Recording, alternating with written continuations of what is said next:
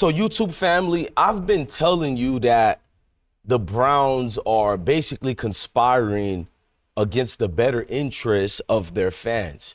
We've seen it get displayed with Shedeur Sanders. I've done an obvious, tremendous job to expose this. Now, we thought Arch Manning was leaving and entering the 2027 NFL draft because that's just Manning behavior.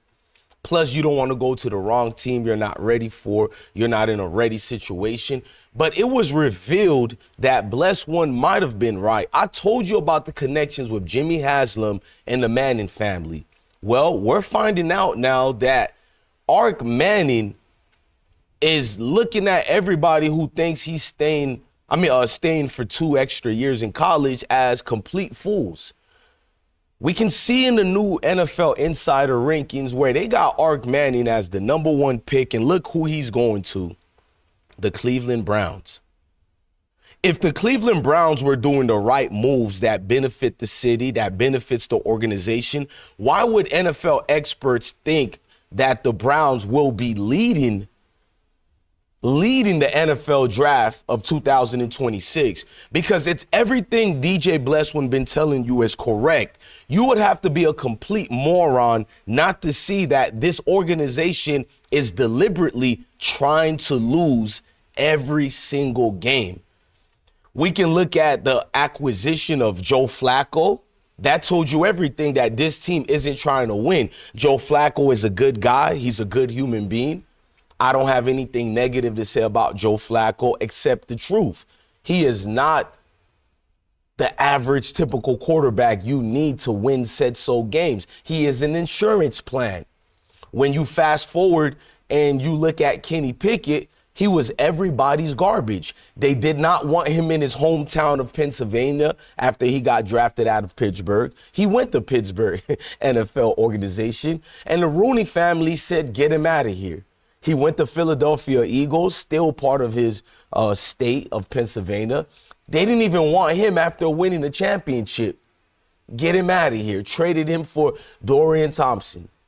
He went to the Cleveland Browns. He barely played any reps, any training camps, because he had a fake injury, alleged fake injury of a soft tissue hamstring. But we're not going to get into that because Dylan had the same thing. So speaking of Dylan, we knew any NFL team that drafted Dylan higher than the 6th round is not trying to win and is basically complicit in the downfall of that organization.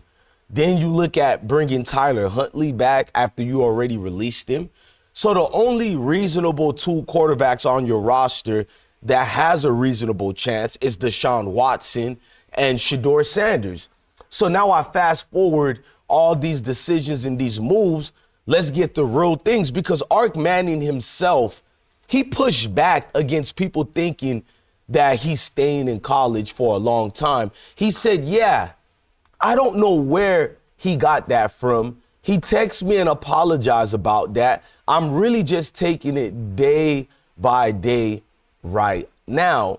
That's Arch Manning basically letting you guys know that who told you that I'm staying in college all the way to my senior year?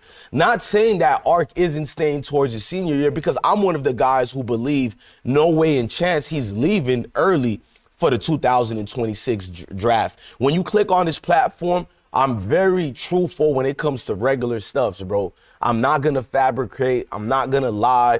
When you click on your favorite YouTubers, they have all these fabrications going on about Shedeur Sanders. If you think I'm lying, click on any guy talking about Cleveland Browns and Shedeur Sanders right now, and you tell me if that's the actual truth. No, majority of the people who cover the Sanders, they literally just woke up and thought to themselves, what lie can I say to the supporters? Because no matter what lie you say on videos regarding the name of Shedeur, Dion, Travis, or anybody in the atmosphere of the Sanders, The algorithm will pick you up and get you views regardless. So this is why I don't watch 90% of the people who cover Shedeur Sanders and Deion Sanders, because they don't do their homework. They don't do their due diligence to present actual information because they're chasing views. I understand if I take 10 hours, 10 days to get to the reasonable source of just one video, I know that video might not even get 10,000 views, but I'm still gonna do my homework. I'm still gonna put in work to give you the vital information that's needed to get. See, that's the difference between me and your favorite YouTubers. They're chasing views. I'm chasing credible source and credible truth. There's a difference. Everybody tries to call themselves journalists. No, it doesn't work like that. You actually have to apply reasonable investigation, not regurgitate something you heard from this duck, this other clown, and then you present it as actual information. It's deceptive, it's disingenuous, and it's just bitch nigga activities. But let's move forward with it. With Ark Manning, I wouldn't be shocked if the Browns try to allocate resources and funds and do their best interest to be the first team that's at hand to get Ark Manning if he would leave. I personally don't believe Ark Manning is leaving early, but the fact that Ark Manning would push back against guys like me who thinks he's leaving early, it tells me everything why the Browns are doing what the Browns do. Let's pretend Ark is not leaving early, but the fact that he left room on the table that he might be coming into this year's draft should let you see the moves that the Browns are clearly doing. And even if they don't want Ark Manning, clearly they're looking for a better quarterback who looks like their grandkids, who look like the ownership, the front office of the ownership. So you got guys like Cade Klubnik from Clemson University, and he's coming from Texas. You know what I mean? He comes from a great school. I'm not going to lie to you guys. I've seen him in high school going up against Quinn Ewers. But if Quinn Ewers was overrated, what would make you think Cade Klubnik is not overrated? These are below average quarterbacks who are overhyped in the oil money ridden of Texas oil fields. So these quarterbacks benefited from journalists saying their names every day, because when you look at Cade and Quinn in college, they were always surrounded by 4 stars and 5 stars. Any groups of 4 stars and 5 stars can make any 2 stars or 3-star quarterback look like the reasonable choice. But in the case of Quinn Ewers, and I'll be fair, Quinn Ewers has been making people eat their own words because he's been playing well with Miami Dolphins. My Miami Dolphins. If I had a choice between Tua Tagovailoa versus Quinn Ewers, I'm going with Quinn Ewers. I just don't like Tua Tagovailoa as a quarterback. He's been overrated since high school, since college at Alabama. Let's just be real. He's been surrounded by 5 stars all his life. Jalen Hurts was the better quarterback.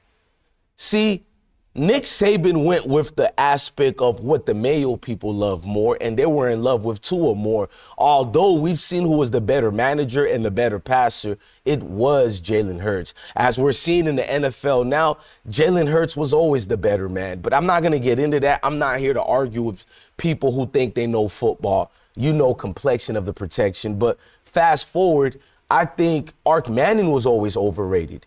To look at the Browns doing everything they can do to disregard who Shedeur is in favor of scrubs like Kenny Pickett, Dylan Gabriel, and now Ark Manning. Ark Manning hasn't proven anything yet to get all this glaze. He was barely a 3-star in high school.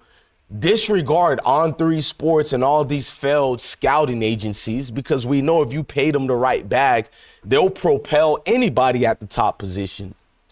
Ark Manning definitely played against Uber drivers and cab drivers. The only difference is in high school, at Newman High School in Louisiana, those cab drivers and Uber drivers and plumbers were playing better than Ark Manning.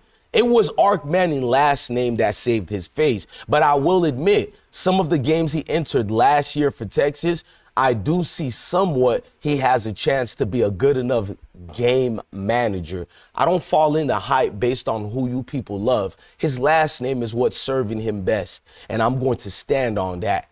Now, when it comes to putting a guy around top level receivers and offensive linemen, they can easily look good. But when you're talking about the NFL of things, you better be careful of it, because when it comes to the Manning family, these scouts, these NFL teams, they're going to jump and bend heads on over for Arch Manning.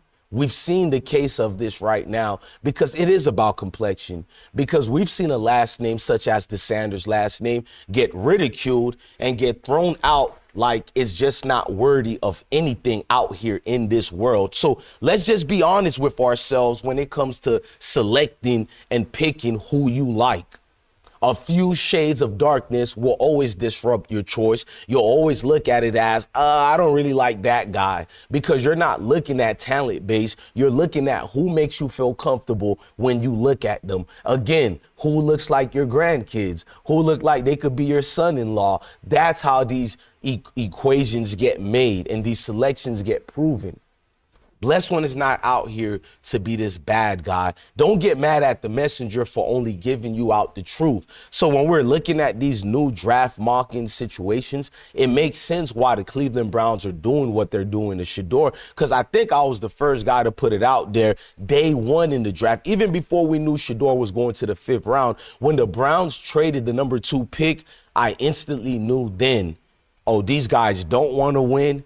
They have nothing to do with wins and losses. It has everything to do of being a billionaire who wants to control the narrative. But look, man, you guys let me know in the comment sections how you feel about all this. I like coming with facts and proof. Spare me your feelings. If you come to this platform, you're not ready to handle the truth, there's nothing I can do to help you out with what goes on in the football world, hell, in the sports world. The next topic we're going to talk about on the next video is melanated brothers not being seen in the MLB anymore. And Deion Sanders gave an opinion on it. We're going to look at that, indulged into it, and I want you guys to tell me about that too. But wait for that later after this video gets uploaded. I'm your guy, DJ Blessed One, the best one. Never forget that this is always going to be deeper than football and bigger than football. Love your family, love your kids, and stay blessed.